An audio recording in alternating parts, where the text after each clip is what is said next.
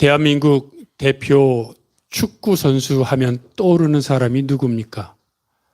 옛날에는 차범근, 이런 사람들을 생각했는데 지금은 누구나 주저없이 손흥민 선수를 이야기합니다. 그런데 얼마 전에 손흥민 선수를 이렇게 키워냈던 그 아버지에 대한 이야기가 많이 기사화되었죠. 그 아버지 이름은 손웅정 감독입니다. 그분이 책을 폈는데 모든 것은 기본에서 시작된다. 우리가 다 알고 있는 내용이지만 다시 한번 돌아오게 만드는 제목인데 모든 것은 기본에서 시작된다. 그 제목이 의미하는 것이 무엇이겠습니까? 손흥민 선수도 기본에 착실했기 때문에 이렇게 성장할 수 있었다 말하고 있는 겁니다. 그런데 그 책도 그렇고 기사화된 이야기들을 읽으면서 갖게 되었던 것이 있습니다. 첫 번째는 축구 DNA를 물려받았구나. 여러분, 제가 또는 여러분들이 손흥민 선수처럼 노력한다고 세계적인 축구 선수가 되겠습니까? 아마 어려울 겁니다. 왜냐하면 축구 DNA, 운동선수로서의 자질, 재능, 능력, 이것이 타고나지 않으면 어지간한 수준은 올라갈 수 있어도 세계적인 선수는 될 수 없기 때문입니다. 그래서 첫 번째가 아버지로부터 운동에 대한 감각, 능력을 이어받았다고 하는 그 DNA 유전자에 대한 정말로 은혜. 그냥 태어나 보니까 그렇게 되어 있는 겁니다. 그게 바로 은혜입니다. 그것을 가졌다는 겁니다. 그런데 이것은 우리가 어찌할 수 없는 것인데 거기에다가 이어지는 무엇보다 중요한 것은 손흥정 대표 감독, 그 아버지가 계속해서 손흥민 선수에게 강조하고 교육했던 것은 기본이라는 겁니다.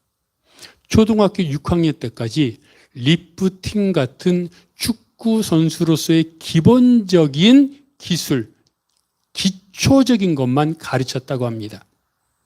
리프팅이 뭐냐면 공을 발로 이렇게 띄우는 기술입니다. 아니, 공을 차려면 발로 요리조리 그것을 딱 해야 되니까 무엇보다 공을 다룰 수 있는 기초적인 리프팅, 공을 발로 띄우는, 계속해서 띄우고 그것이 돼야 드리블, 몰고 가고 패스가 가능하지 않습니까? 그래서 그 책에 보면 손흥민 선수는 이렇게 말합니다. 4시간 동안 공을 몸에서 떨어뜨리지 않아야 했다고 합니다. 4시간 동안 축구공을 몸에서 떨어뜨리면 안 됐다고 합니다. 그래서 4시간 동안 몸에 걸치고 있고 계속 그렇게 운동하고 준비하면서 눈이 노래지고 땅이 막 어지럽고 공이 3개로 보이는 그러한 순간도 많았다고 말합니다. 초등학교 6학년 때까지 기초적인 리프팅 기술 같은 것만 계속 반복해서 훈련했는데요. 또 하나가 뭐냐면 스파르타식 훈련이었습니다. 계속해서 집중해서 쉬지 않고 생각해 보십시오. 기본적인 것을 계속해서 연마하다 보면 지루하고 게을러집니다. 답답합니다. 뭔가 또 다른 것을 하고 싶은 욕망이 생깁니다. 그런데 아버지는 타고난 축구 DNA 유전자 속에다가 기초적인 것만 초등학교 6학년 때까지 훈련시켰고 그것만 스파르타식으로 계속해서 게으르지 않도록 또 딴 생각 품지 않도록 훈련을 했다는 겁니다.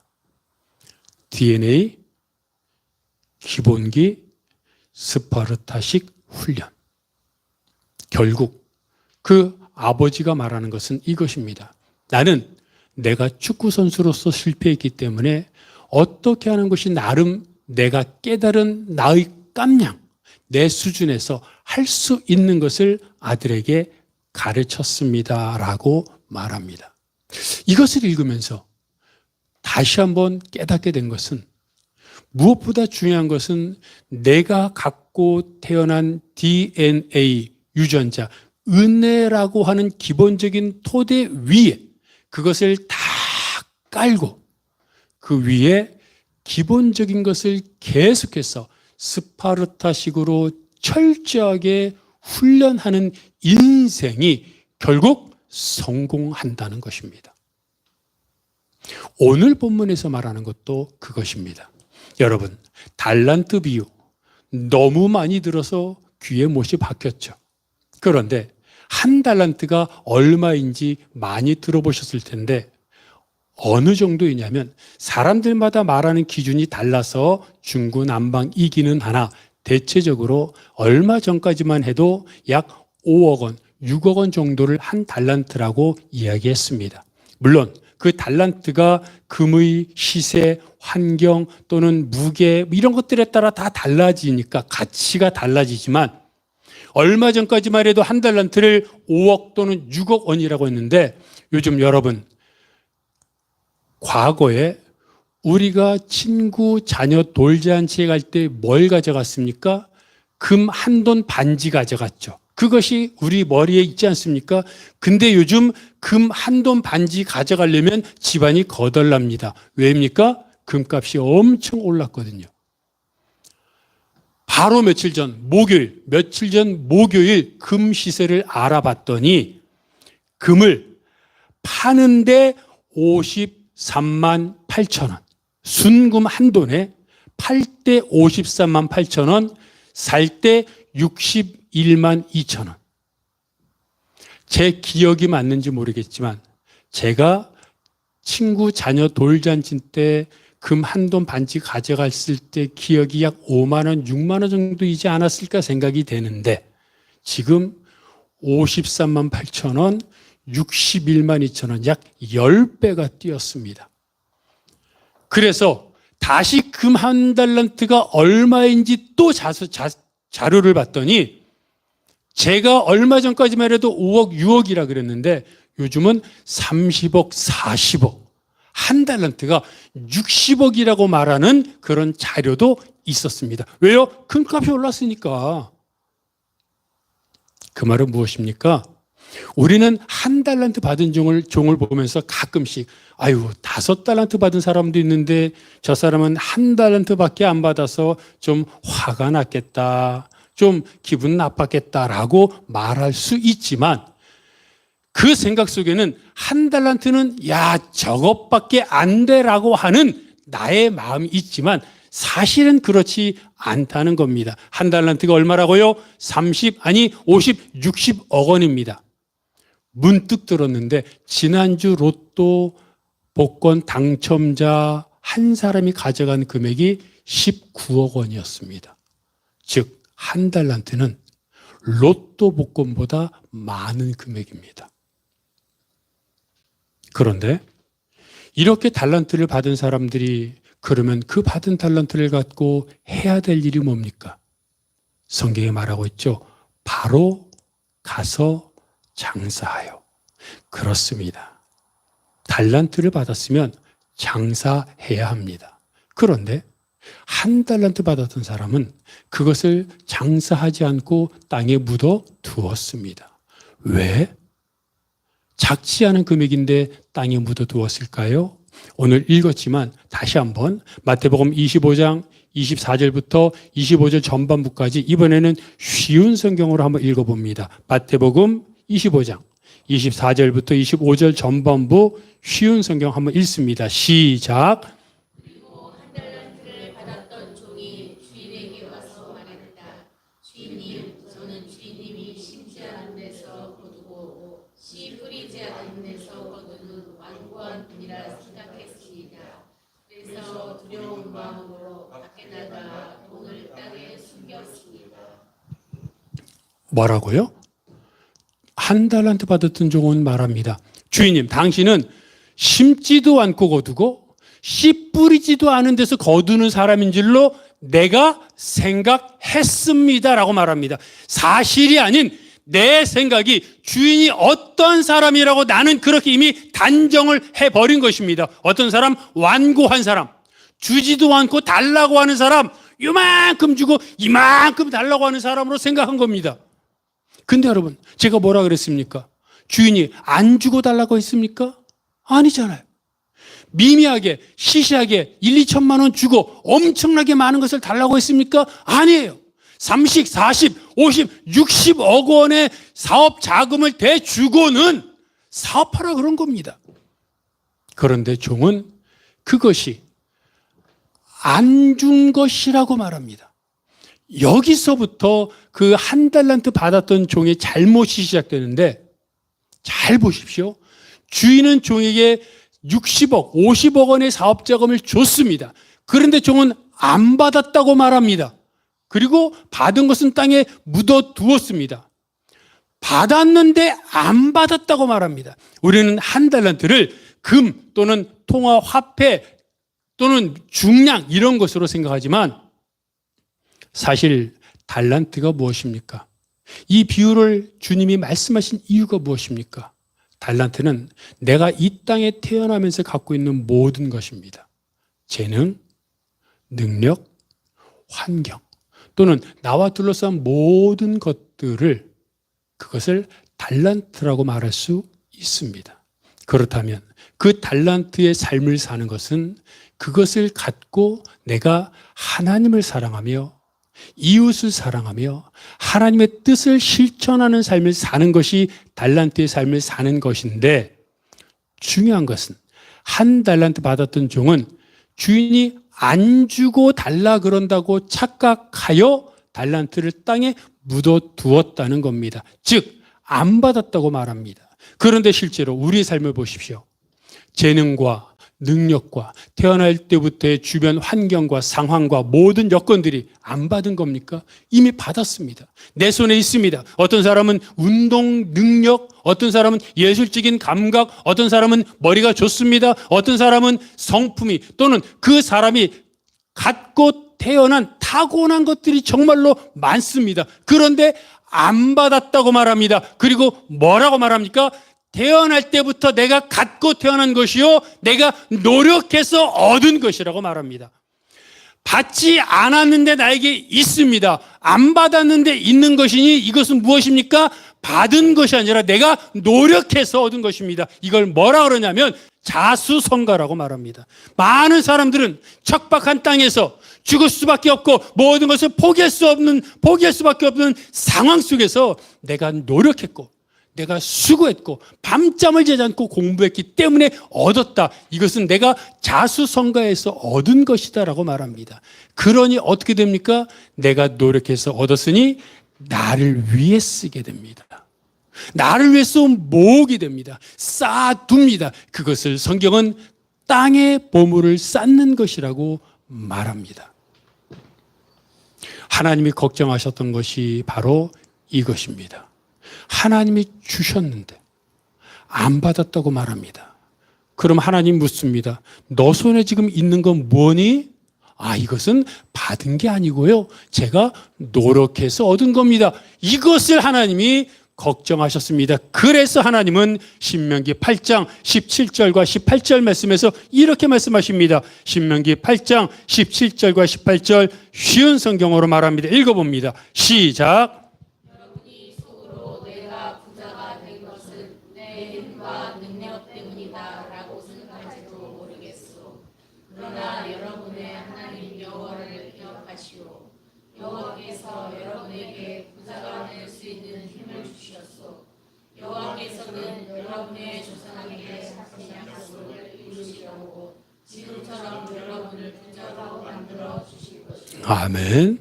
성경은 말합니다.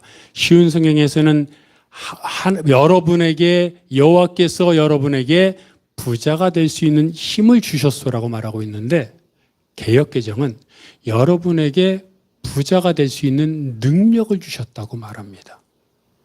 내가 노력했습니다. 공부했습니다. 최선을 다했습니다. 그러나 하나님의 능력을 안 주셨으면, 하나님이 돕지 않았으면 결코 오늘의 나가 있을 수가 없었던 것입니다. 결국 무엇입니까? 하나님은 계속해서 말하고 있는 겁니다. 내가 주었다. 근데 여러분, 하나님이 주셨다는 말은 조금만 바꿔보면 무엇입니까? 또 주실 것이라는 겁니다. 이게 믿음입니다. 하나님을 아버지로, 예수를 그리스도로 고백하는 것은 하나님이 나에게 모든 것을 주셨고 주실 것이니 그 하나님을 아버지로 섬기며 하나님의 말씀을 따라 걱정하지 않고 염려하지 않고 탐내지 않고, 왜? 하나님이 주시니까 섭섭해하지 않고 불평하지 않는다는 겁니다. 주신 하나님이 주실 것임을 믿기에 어떤 어려움과 극한 상황이 되어도 주실 하나님, 아니 이미 주신 하나님을 바라보며 담대하고 당당하고, 그리고 어려운 여건 속에서도 심지어 평안을 누릴 수 있는 것, 그게 바로 믿음이고, 그것을 하나님을 아버지라고 예수를 그리스도라고 고백하는 신앙의 가장 기본입니다. 그런데 오늘을 사는 그리스도인들은 하나님을 아버지라고 고백하며 예수를 그리스도라고 고백하면서도 어떻게 보면 믿지 않는 사람들과 똑같이, 아니 어떤 경우에는 오히려 믿지 않는 사람들보다 더 많이 걱정하고 염려하고 욕심부리고 다투고 쌓고 모으고 살더라는 겁니다. 이상하죠. 하나님이 주셨으니 하나님이 주실 것이라고 믿는 믿음으로 고백하며 사는 신앙인들이 왜 걱정할까요? 주님이 말씀하시기를 무엇을 먹을까, 무엇을 마실까, 무엇을 입을까 걱정하는 것은 믿지 않는 이방인들이 하는 것이니 너희는 염려하지 말라고 하셨는데, 그래서 우리는 그 말씀을 들으며 아멘 하는데, 왜 입으로는 아멘 하면서 가슴에서는 두근거리고 걱정하고 불평할까요? 그것은 입으로의 믿음이 가슴까지 내려오지 않았기 때문입니다. 그것을 다른 말로 믿음이 없다고 말합니다. 누가복음 15장에 기록된 탕자의 비유를 보면 돌아온 둘째 아들을 아버지가 환대하고 살진소를 잡고 잔치를 벌입니다. 근데 저는 그 내용보다 그 둘째 아들을 맞이하는 아버지에게 분노하며 화를 내는 맏아들을 보고 싶습니다. 맏아들은 아버지에게 화를 내며 왜 허랑방탕하고 돌아온 둘째 아들에게, 동생에게 그렇게 환대하냐고 묻습니다. 그런데 여러분, 그 맏아들이 지금 누구에게 분노하고 있는 겁니까? 돌아온 동생에게 분노하고 있습니까? 아니면 돌아온 동생을 환대하는 아버지에게 분노하고 있습니까? 아버지에게 분노하고 있습니다. 분노하는 이유가 무엇입니까? 성경을 읽어보면 이렇게 말합니다. 아버지, 내가 여러 해 동안, 오랫동안 아버지를 섬겨 일을 잘 해왔는데 나한테는 친구들과 함께 즐기라고 염소 새끼 한 마리도 안 잡아 주셨으면서 아버지 재산을 다 허랑방탕하게 쓰고 돌아온 탕자인 저 동생에게는 그렇게 잔치를 벌이십니까? 이게 말이 됩니까? 맞지 않습니까, 여러분? 집에서 고생하는 맏아들한테는 염소 새끼 한 마리 안 주고 돈을 다 쓰고 돌아온 동생한테는 살진소를 잡아 잔치를 벌인다고요? 이렇게 불공평한 아버지가 어디 있습니까?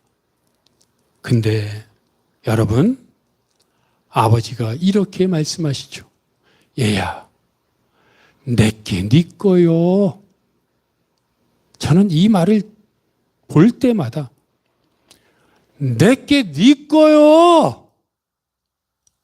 얼마나 아버지가 답답했을까. 야, 이놈아, 너 거야. 염소 새끼가 아니라 살진송아지 10마리 너 친구들 갖다 먹어. 네 건데 왜 내 허락받아, 이놈아? 네 거라니까. 근데 여러분, 누가복음 15장 12절을 보면 이렇게 되어 있습니다. 아버지가 그 살림을 각각 나눠주었더니, 작은 아들한테만 준 게 아니라 큰 아들한테도 준 거예요. 그 사실을 맏아들이 모를 리가 없어요. 당연히 받고 네 거야? 예, 아버지 감사합니다라고 말했을 거예요. 근데 아버지 나한테 왜 염소 새끼 한 마리도 안 줬어요? 말하는 것은 뭡니까? 안 믿은 거죠. 이게 뭐예요? 불신앙이에요. 여러분, 이 맏아들의 삶의 모습, 지금 맏아들은 어디서 돌아오고 있습니까? 성경에 보니까 밭에서 돌아오고 있었어요. 일을 정말 열심히 했어요. 근데 정작 그 일한 것의 전부인 소유가 자기 것인지를 모르며 종처럼, 하인처럼, 회사원처럼 일했어요. 얼마나 불평했을까?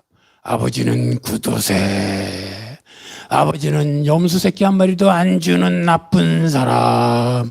그러니 일하면서 내가 하나라도 더 빼돌려야지. 아버지가 안 주니 내가 어떻게 해야 하는데 뭐 하자고 다른 사람들과 일하면서 싸우고 내 거야 하면서 요만큼 가지고, 그죠?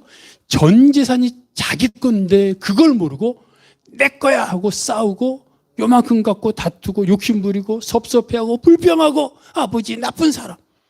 근데 아버지가 말하잖아요. 내게 네 거요 이 답답한 아들아. 왜? 분명히 아버지가 살림을 각각 나눠주면서 큰아들한테 내게 네 거야 라고 분명히 얘기했는데, 그래서 알았습니다라고 대답했는데 왜 그런 상태가 되었을까요?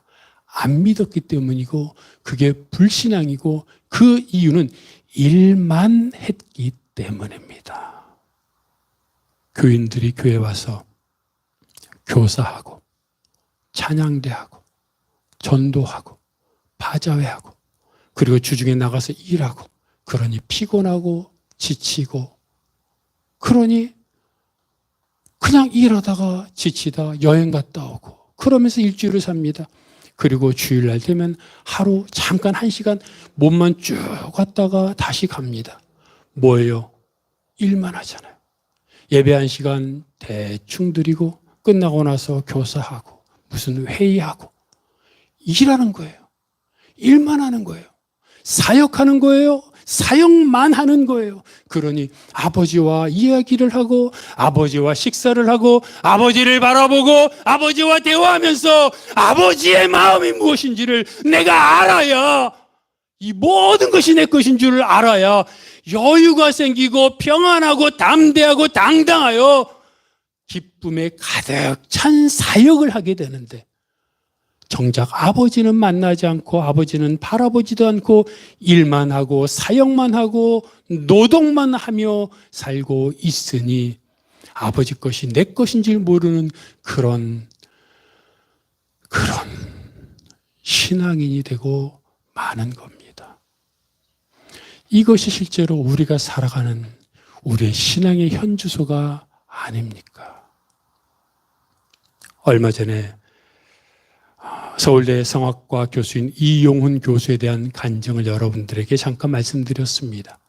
그 이용훈 교수가 서울대 성악과를 수석 입학하고 또 졸업하고 그리고 어려운 일이 있어서 성악을 그만뒀는데 하나님이 부르셔서 하나님을 위해 미국으로 유학을 갔습니다. 그는 이제 선교사, 미셔너리, 나는 선교사다라는 마음으로 갔습니다. 8년 동안을 공부했는데 노래를 하라고 불러주는 그런 데가 없어서 참 힘들었습니다. 그런데 어느 날 매니저가 전화가 옵니다. 미스터리, 내일 당장 짐 싸가지고 독일 프랑크푸르트로 가. 왜? 거기에 오페라가 15일 후에 오페라가 있는데 그 오페라를 하는 테너가 해고됐어. 그래서 그 소식을 알고 내가 너의 녹음 CD를 갖다 줬더니 그 사람들이 오케이 당장 와 그래서 그러니까 가. 알고 봤더니 그 오페라가 5시간짜리 하는 오페라인데 모르는 오페라였어요. 그리고 그 오페라의 제목이 까를로스인데 이용훈 교수가 맡은 역할이 돈 까를로스예요. 주인공이에요. 모르는 오페라예요. 15일 후에 하는 오페라예요. 5시간 동안 주인공이니까 계속해서 칼 들고 창창창 하면서 싸우고 5시간 동안 주구장창 계속 노래해야 되는, 대본을 나중에 봤더니 이만큼 두껍대요. 근데 어떻게 해요? 워낙 힘드니까 알았어 갈게 하고 독일 프랑크푸르트로 갔어요. 돈이 없어서 아내가 준 10만 원 들고 갔어요. 나머지 여행 빼고 10만 원 여윳돈 갖고 갔는데 숙소에 도착하니까 5천 원 남았어요. 그걸로 15일 동안 먹고 자는 걸 해결해야 돼요. 먹는 걸 해결해야 돼요. 식소는 됐으니까. 그래서 어떻게 할까 하다가 기도하는데 갑자기 닭 한 마리가 딱 떠오르더랍니다. 그래서 하나님의 계시라고 생각하고 마트에 가서 2유로짜리 2천 얼마짜리 그 닭을 하나 사가지고 푹 고았어요. 그러니까 고기가 풀어지고 막 국물이 많잖아요. 그거를 이제 며칠 동안 먹는 거예요. 얼마나 배가 고팠겠어요. 가서 연습을 합니다. 주인공이니까 아침 10시부터 저녁 5시까지 풀로 연습을 하는데 중간에 점심시간이 있어요. 다른 사람들은 식당에 가서 먹거나 또는 집에 가서 식사를 하고 와요. 근데 먹을 게 없잖아요. 숙소까지 갔다 오려면 멀어요. 또 돈도 없으니까 차도 못 타요. 걸어서 왔다 갔다 해야 되는데 갔다가 오면 피곤하고 가서 먹을 게 닭 그 국물밖에 없으니까 차라리 그냥 여기 있자라고 앉아 있었더니 사람들이 아이고 저 주인공은 돈도 없나 봐. 먹지도 않고 앉아만 있네. 소문이 막 돌아가지고 그 소문이 싫어서 할 수 없이 그냥 숙소까지 점심시간에 걸어가기로 했어요.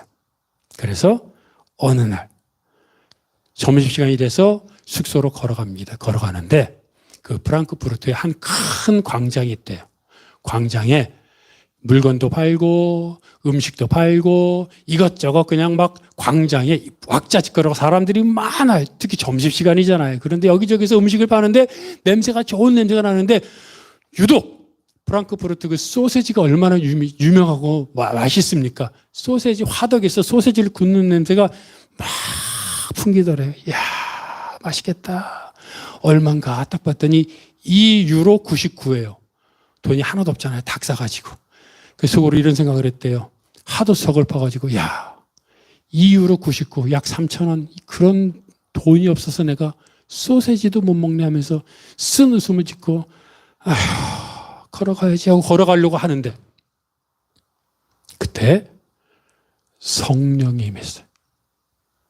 그 왁자지껄한 저것도 못 사 먹네. 아휴 내 신세야 하고 걸어가는데 바로 그때 성령이 이용훈 교수에게 강하게 임했어요. 그는 너무 강한 임재를 느끼며 거기서 떼굴떼굴 구르며 울었습니다. 하나님을 부르며 막 울었어요. 그때 하나님이 이렇게 물으셨습니다. 너가 나를 사랑하니? 얘야, 너가 나를 사랑하니?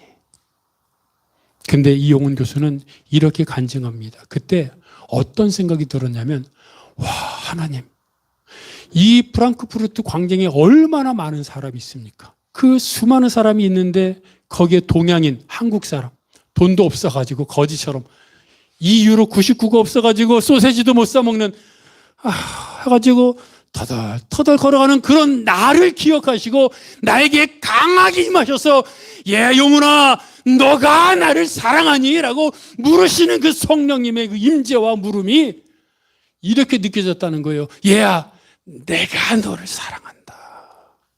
내가 너를 사랑한다. 그걸 경험하니까 눈물이 막 쏟아지고 대굴대굴 구르면서 어찌할 수가 없게 너무 황홀하고 그래서 울었어요. 한참 동안을 대굴대굴 구르면서 울었을까요? 사람이 많은데 그러니까 나중에 눈을 떠보니까 경찰이 와 있더래요. 사람이 막 대굴대굴 구르니까 무슨 일이 있는가. 자취지정을 다 설명하고 사람들은 헤어졌습니다. 근데 그 이용훈 교수는 그때 이런 결심을 합니다. 하나님이 나에게 임하시니까 너무 황홀합니다. 그런데 하나님, 이런 임재와 황홀함이 내가 지금처럼 이렇게 가난할 때만 임하는 거라면 하나님, 내가 평생토록 가난하겠습니다. 가난을 원합니다. 그러니 평생토록 나에게 내가 가난할 테니 평생토록 나에게 임하시옵소서라고 하나님 앞에 서원을 했답니다. 그리고 나서 조금 있다가 후회했답니다. 아이고 가난하면 큰일 나는데. 어쨌든 간에 그렇게 하나님의 은혜를 경험하고 체험하고 그래서 결국 그 오페라 돈 카를로스 오페라를 무사히 성공적으로 마치고 정말로 하나님의 은혜로 무명의 오페라 가수가 큰 성공의 가수로 그리고 하나님을 전하는 자로 일치월장하는 계기가 되었다고 말합니다. 하나님을 사랑하는 사람이었어요. 하나님을 위해서 살고 싶었어요. 그래서 나는 오페라 가수가 아니라 선교사다라는 그런 마음이 있었어요. 그런데도 가난했어요. 그런데도 먹을 게 없었어요. 오페라 연습을 하러 가는데 다 국물밖에 없어가지고 정말 쫄딱 굶으면서 연습했어요. 근데 이런 가난 속에서도 얘야 나를 사랑하니 이렇게 가난한데도 나를 위해서 헌신하겠다고 했는데도 이런 고난이 있어. 그런데도 이런 고난 속에서도 나를 사랑할 수 있겠니? 라고 물어보시는 그 성령님의 임재를 경험하고 나니까 내 마음속에 모든 것이 날아가고 모든 것이 회복되고 하나님의 은혜로 하나님의 임재로 가득 채워지더라는 겁니다. 여러분 무엇을 말하고 있습니까? 손흥민 선수가 세계적인 축구 선수가 된 것은 축구 DNA를 타고난 것이 가장 기본적인 거예요. 근데 우리도 하나님의 은혜를 받았어요. 이미 하나님의 자녀예요. 그래서 우리는 하나님을 아버지라고 고백해요. 하나님의 자녀로서 갖는 권세를 우리가 이미 다 가졌어요. 근데 못 믿어요. 왜요? 은혜를 받았는데 하나님의 자녀인데 하나님의 자녀라고 고백하는데 머리로는 입으로는 고백하는데 가슴까지 못 내려왔어요. 왜요? 마다들처럼 일만 하니까 사역만 하니까 하나님의 은혜가 내 안에 가득한 것을 날마다 예배를 통하여 말씀을 통하여 기도를 통하여 하나님을 바라보고 하나님이 왜 지금 슬퍼하시는지 하나님이 왜 지금 이런 상황을 보시면서 분노하시는지 하나님이 누구를 보면서 기뻐하시는지 다 함께 그 하나님 앞에서 내가 울고 웃고 함께 분노하며 하나님과 함께 누려야 되는데 그래야 이용훈 교수가 경험했던 것처럼 내 안에 하나님의 임재가 가득하여 모든 것을 하나님의 눈으로 바라보고 하나님의 마음으로 바라보고 그리고 이 땅을 살아가고 그것이 행복이고 기쁨이고 감사고 은혜고 능력인데 일하느라 사역하느라 내가 하나님의 자녀인 것은 잊어버리고 내가 그냥 교사로서만 성가대원으로서만 전도대원으로서만 살고 있으니 정작 중요한 하나님의 은혜를 누리지 못하고 있는 것 아니겠습니까? 우리는 다 하나님의 자녀라고 고백합니다. 그런데 그 입술의 고백이 얼마나 가슴까지 내려와 손과 발로 실천하며 살고 있습니까? 그것은 오직 예배와 말씀과 기도를 통해서만 얻어지는 것이고 그것을 통해 믿음이 내 안에 쌓이고 내 안에 있었던 근심과 걱정이 하나님의 말씀이 임하고 하나님의 은혜가 임하였을 때 모든 의심과 걱정이 사라지고 주를 위한 믿음으로 다시 회복되고 은혜의 삶을 살 수 있게 되는 것을 믿고 깨달으면서 물론 지금까지도 열심히 살아왔지만 열심히 살아온 그 삶의 방향이 맞는지를 다시 한번 돌아보면서 주님, 내가 예배에 목숨을 걸겠습니다. 주님, 내가 늘 말씀 앞에 주님 앞에 나아가겠습니다. 주님, 내가 늘 무릎을 꿇어 하나님 앞에 기도하고 하나님의 마음이 나의 마음이 되도록 모세가 구름 속으로 들어가 하나님을 대면하였던 것처럼 나도 이 일상의 삶을 잠깐 뒤로 한 채 말씀을 통해 찬송을 통해 기도를 통해 예배를 통해 하나님을 만나고 하나님을 경험하고 하나님의 눈을 응시하고 하나님의 입술을 보고 하나님의 따뜻한 온기를 느끼는 그러한 삶을 살기 원합니다. 고백하고 그렇게 다시 한번 나아가는, 결단하는, 실천하는 여러분이 되시기를 주님의 이름으로 축복합니다. 이제 우리 말씀을 기억하면서 다 함께 일어나셔서 내일 일은 난 몰라요 찬양하겠습니다.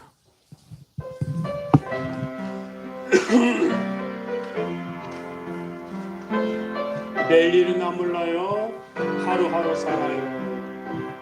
내일 일은 난 몰라요. 하루하루 살아요.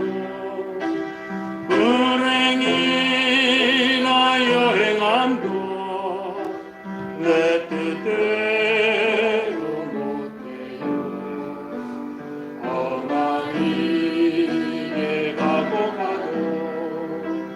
끝은 없고 고개요. 주님 예수 발렘이사 내 손 잡아주소서.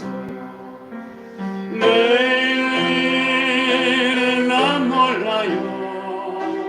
장래일도 몰라요. 아버지여 날 붙드사 경건한 길 주옵소서. 좁은 이 길 진리의 길 주님 가신 그의 길 힘이 들고 어려워도 찬송하며 갑니다. 성령이여 그 음성을 항상 들려주소서. 내 마음은 정했어요. 변치 않게 하소서. 내일은 난 몰라요. 장래일도 몰라요.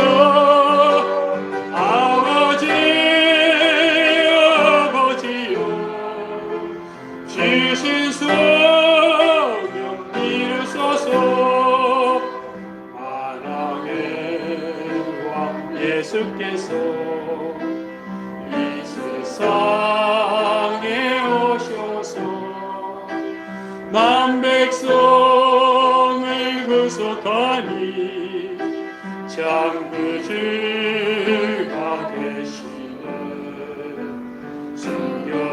순교자의 본을 받아 나의 믿음 지키고 순교자의 신앙 따라 이 복음을 전하세. 물과 같은 성령이여 내 맘에 항상 계셔. 천국 가는 그날까지 주여 다시 합니다. 불과 같은 성령이여 불과 같은 성령이여 내 맘에 항상 계셔. 천국 가는 그날까지 주여 주옵소서. 그렇습니다. 하나님은 날마다 우리의 아버지가 되시고 우리를 지켜주시고 인도하시고 나의 아들, 나의 딸이고 그리고 내가 너를 사랑한다고 말씀하십니다. 우리도 하나님을 아버지라고 고백합니다. 그런데 고백은 하는데 그렇게 살지 못합니다. 믿음이 없기 때문입니다. 겨자씨 하나만한 믿음이 없기 때문입니다. 믿음, 예배입니다. 말씀입니다. 기도입니다. 하나님 앞에 나아가는 것입니다. 사역이 아닙니다. 일이 아닙니다. 하나님 앞에 나아가 말씀을 대하며 묵상하며 기도하며 이렇게 예배 드릴 때 하나님의 은혜가 내게 임하여 그 기쁨으로 그 은혜로 사역하며 사는 것입니다. 주여, 말씀을 통해 기도와 찬양과 예배를 통해 하나님을 경험하게 하소서, 하나님의 은혜를 체험케 하소서. 함께 통성으로 기도하겠습니다. 하나님 아버지 감사합니다. 오늘도 하나님 앞에 나왔습니다. 오늘도 하나님을 바라봅니다. 주여 함께 하셔서 하나님을 바라보며 하나님을 찬양하며 영광 돌리게 하시고 오늘도 하나님을 기억하며 살아갈 수 있도록 아버지 붙잡아 주시옵소서. 주님, 우리가 무엇을 하기 전에 하나님 앞에 나가게 하시고 하나님 바라보게 하시고 말씀 묵상하게 하시고 하나님의 눈을 응시하게 하시며 하나님 앞에 나아가 하나님을 바라보아 하나님의 음성을 듣고 하나님의 눈을 보며 하나님과 더불어 이 땅을 살아가는 저희들이 되게 하여 주시옵소서. 하나님으로 만족하게 하시고 하나님의 임재만을 사모하게 하시며 하나님으로 말미암아 우리 인생이 변하여 주를 위해 살아가는 불 속에라도 들어가는 주의 성도들 되게 하여 주시옵소서. 하나님 은혜로 부어 주시옵소서. 주여,